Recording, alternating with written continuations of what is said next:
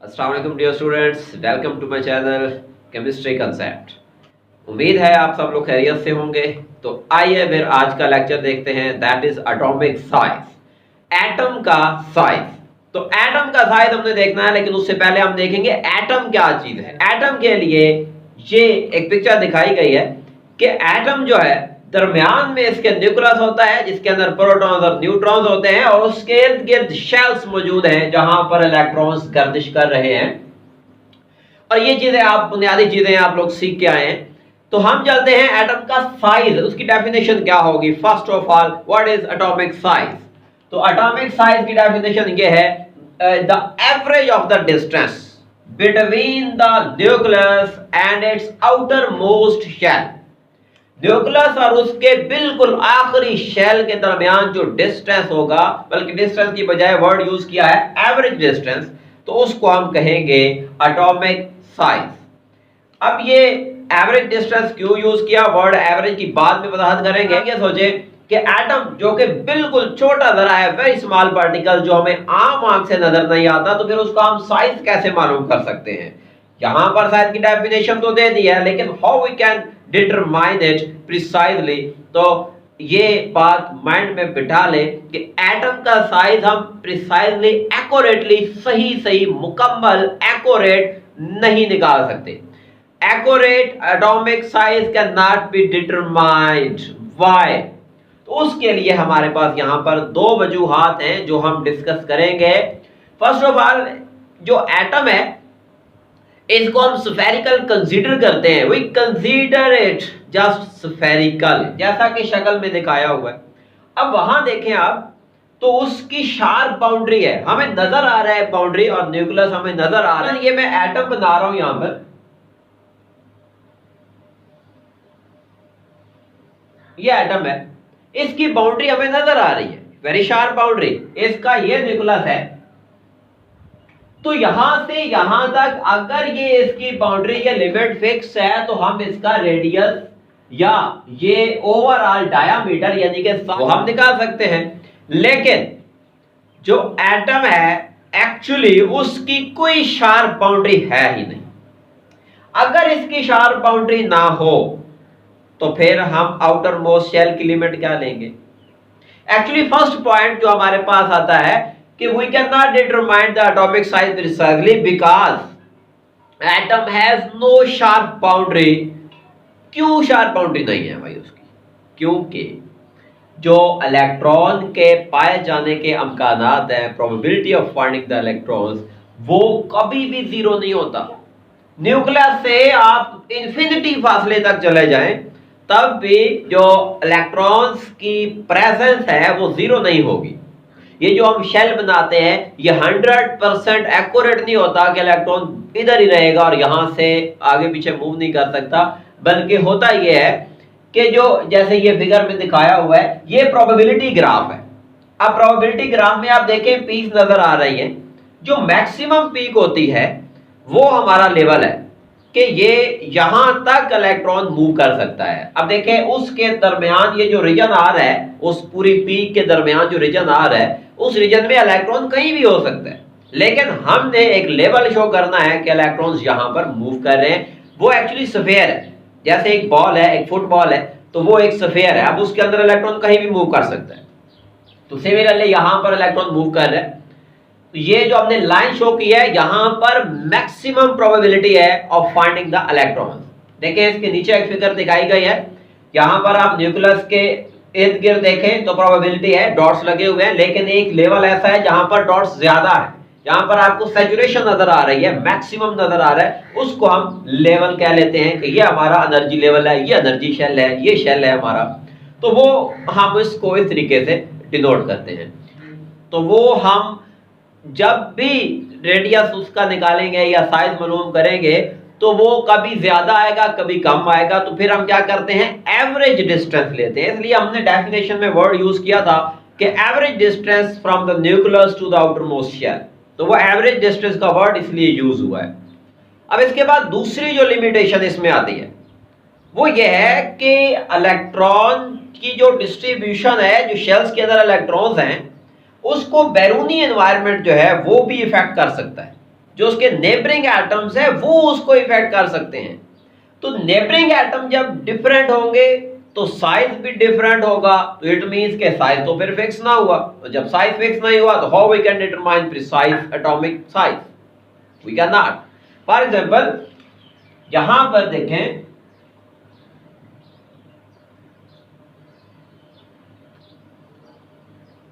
ये एक एटम, इसका न्यूक्लियस, यहां पर इसके इलेक्ट्रॉन्स मौजूद है,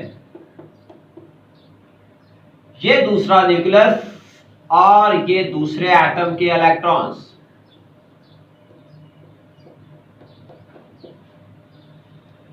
अगर तो हम कहें कि ये एटम इसके इन्फ्लुएंस में नहीं है, ये दूसरा एटम इसके ऊपर कोई असर नहीं डाल रहा, ये आजाद पड़ा हुआ है। अब आजाद पड़ा हुआ है तो लेट्स से कि इसका ये साइज है, आप इसको फर्ज कर लें कि 77 पिकोमीटर है या 55 पिकोमीटर है, जो भी फर्ज कर लें।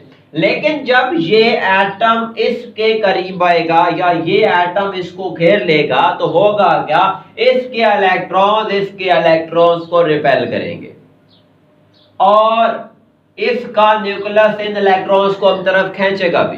जैसे पिछले लेक्चर में हमने देखा कि दो एटम्स करीब आते हैं तो क्या होता है, force of attraction, force of rebellion. तो इस वजह से ये जब इलेक्ट्रॉन इसको रिपेल करेंगे तो इसके साइज में क्या चेंजेस आएंगे, कम हो सकता है साइज उसका, रिपेल होंगे, इलेक्ट्रॉन्स करीब चले जाएंगे उसके, तो इसका मतलब है साइज कम हो जाएगा। साइज कम होगा इसका मतलब ओरिजिनल साइज तो फिर ना रहा। So size may be affected by neighboring atoms due to electron distribution disturbance। ये जो इलेक्ट्रॉन्स हैं इसके अंदर जो डिस्ट्रीब्यूटेड हैं, इनको डिस्टर्ब कर देता है नेबरिंग एटम वाकई। चूंकि हम एटम का साइज नहीं डिटरमाइन कर सकते प्रिसाइजली, तो इसलिए हम क्या करते हैं, हम इन वजूहात की वजह से एटॉमिक साइज को इन फॉर्म में डिस्कस करते हैं।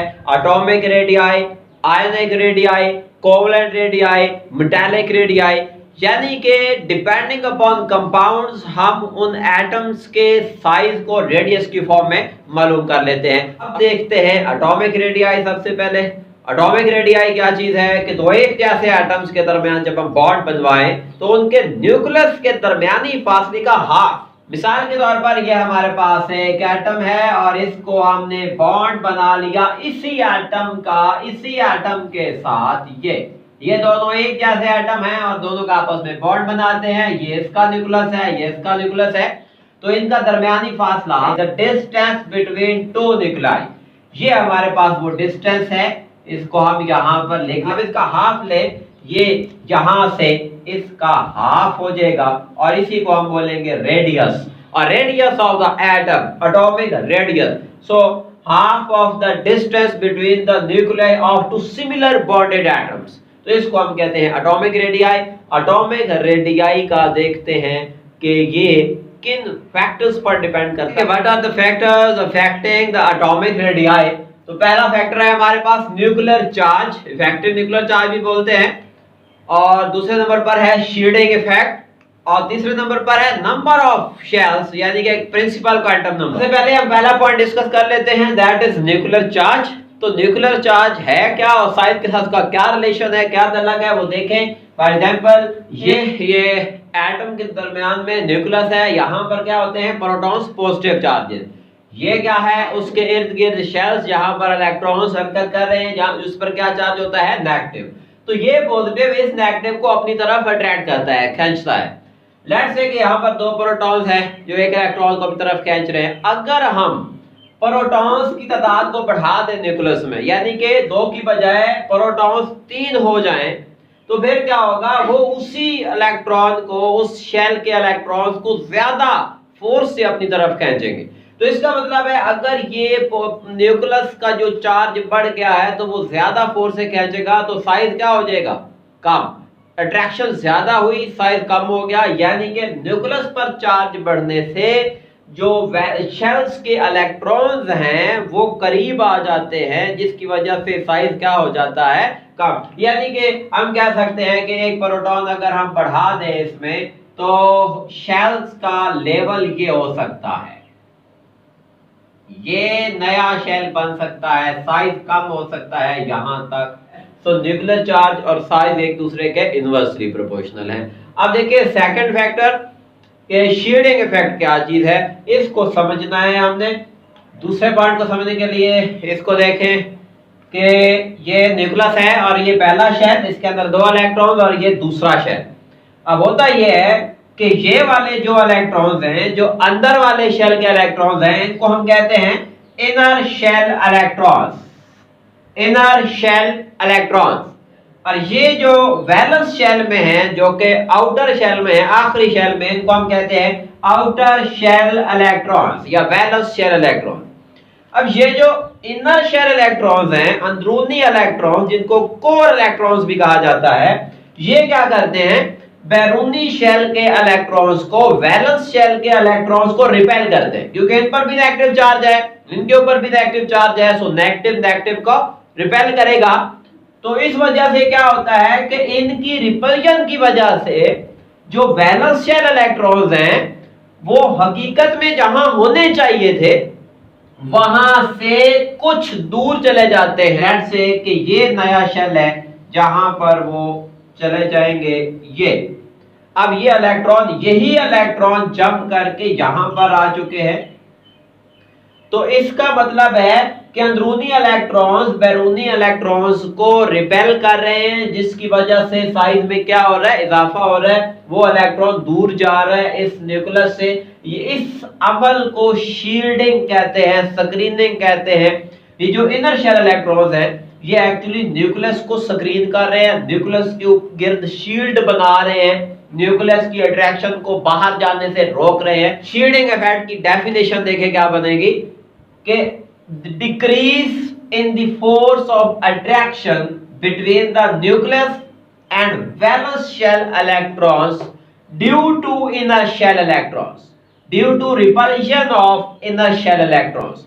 तो अंदरूनी इलेक्ट्रॉन्स की रिपल्शन की वजह से न्यूक्लियस और आखिरी शेल के इलेक्ट्रॉन्स के दरमियान कशिश का कम हो जाना शील्डिंग इफेक्ट कहलाता है। जब कशिश कम हो जाएगी तो वो इलेक्ट्रॉन्स न्यूक्लियस से दूर चले जाएंगे, और जब दूर जाएंगे तो इनका साइज क्या हो जाएगा, बढ़ जाएगा। तो इट मींस शील्डिंग इफेक्ट जब बढ़ेगा तो साइज भी बढ़ेगा। Shielding effect is directly proportional to the size.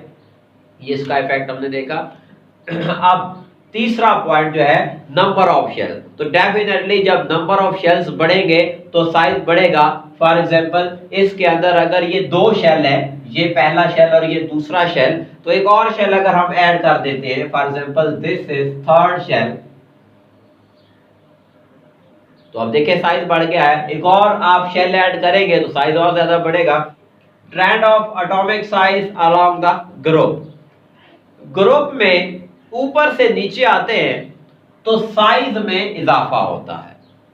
For example ये फिगर आपके सामने है, इसमें देखें तो जब हम ग्रुप में ऊपर से नीचे आ रहे हैं, ये पहला ग्रुप, तो उसकी वजह हम देखते हैं कि why the size increases from the top to bottom in the product table.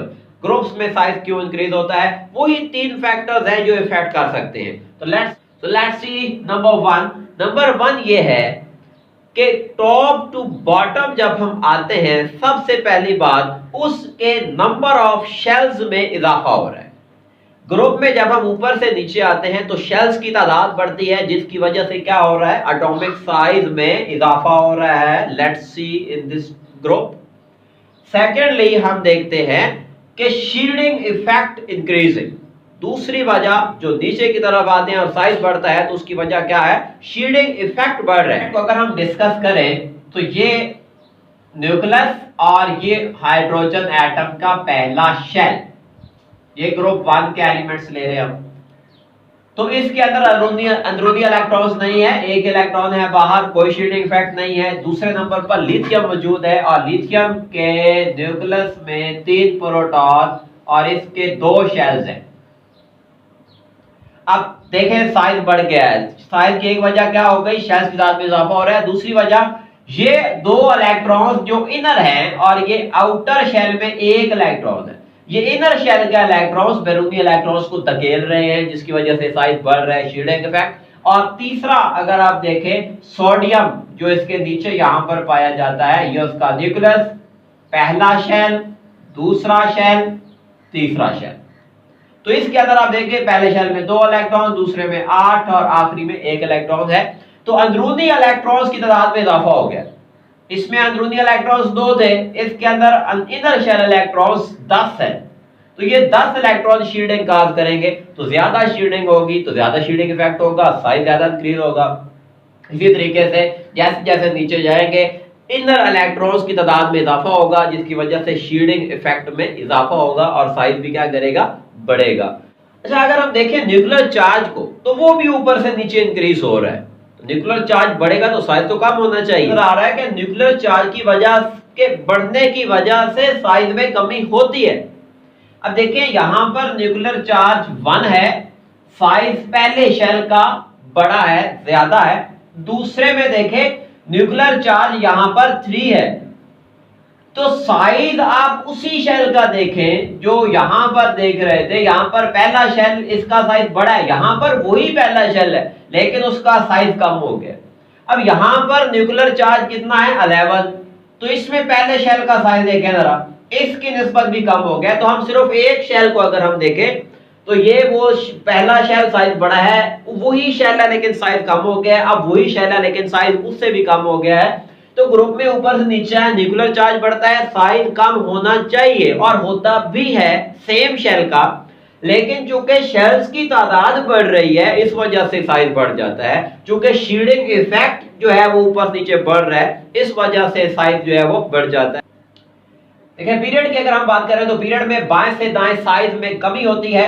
जैसे 2 ले लेते हैं तो इसके अंदर देखें आप, लिथियम है, इसका साइज बड़ा है, बेरिलियम है, उसका साइज उसके निस्बत थोड़ा सा कम है, और बोरॉन है तो साइज उससे भी कम हो गया। आगे कार्बन और जो भी एलिमेंट आ रहे हैं उनका साइज रिलेटिवली इनसे कम होता जा रहा है। तो उसकी सबसे पहली बुनियादी बड़ी वजह वो ये है कि इनके न्यूक्लियस के ऊपर चार्ज बढ़ता जा रहा है। इसके न्यूक्लियस के ऊपर +3 चार्ज है, इसके अंदर 3 प्रोटॉन्स है जो इन शेल्स को अपनी तरफ खींच रहे हैं। इसके न्यूक्लियस में 4 प्रोटॉन्स हैं जो इस शेल को अपनी तरफ खींच रहे हैं। इस वजह से वो शेल्स ज्यादा करीब आ जाएंगे बनिस्बत इसके और साइज कम हो गया। अब इसके न्यूक्लियस में 5 प्रोटॉन है, 5 है, वो ज्यादा अपनी तरफ खींचेंगे और ज्यादा क्लोज आ जाएंगे वो शेल्स, तो इसकी साइज और ज्यादा कम हो जाएगा। लेकिन ये काम ग्रुप्स में नहीं हो रहा था, या हो रहा था सेम शेल पर हो रहा था, लेकिन शेल्स के बढ़ने की वजह से साइज बढ़ रहा था। अब यहां पर देखिए शेल्स बढ़ रहे हैं, दो, यहां पर इसमें भी 2 शेल्स हैं, इसमें भी 2 शेल्स हैं, इसमें भी 2 शेल हैं। यानी कि अलोंग द पीरियड शेल्स की तादाद में इजाफा नहीं होता, शेल्स की तादाद में इजाफा नहीं होता, सिर्फ न्यूक्लियर चार्ज में इजाफा हो रहा है, तो डेफिनेटली साइज कम होगा। तो साइज का कम होने की यहां पहली वजह दैट इज न्यूक्लियर चार्ज। अब दूसरी देखें, क्या यहां पर शील्डिंग इफेक्ट नहीं हो रहा? देखिए शील्डिंग इफेक्ट था इनर इलेक्ट्रॉन्स की वजह से, अंदरूनी इलेक्ट्रॉन्स की वजह से। तो देखिए भाई यहां पर अंदरूनी इलेक्ट्रॉन्स कितने हैं, इस शेल में कितने इलेक्ट्रॉन हैं, 2। इस शेल में कितने इलेक्ट्रॉन हैं, अंदर वाले शेल में एक ही शेल है तो 2 इलेक्ट्रॉन। इसमें कितने हैं, 2 इलेक्ट्रॉन। तो फिर क्या हुआ, इनर इलेक्ट्रॉन्स आर सेम।